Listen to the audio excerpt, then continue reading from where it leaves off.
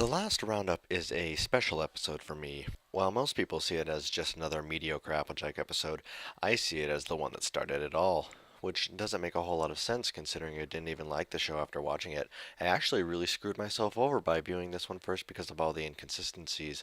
The only reason I actually watched it was because I wanted to see what the big deal was about this strange, amazing show that everyone either loved or hated. So I typed in MLPFIM into the YouTube search bar and literally clicked the first result.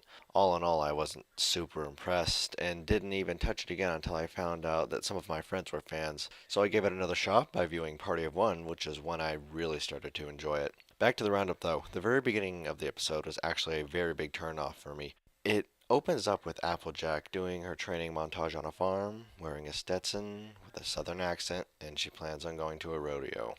All those stereotypes in one place were really tipping the scales for me to dislike the show, and unfortunately that meant the rest of our cast had to spend the next 21 minutes convincing me that this wasn't a waste of my time. Now we spend the next large portion of the show with the rest of our main six and just spend a lot of time mentioning Applejack and not really seeing her.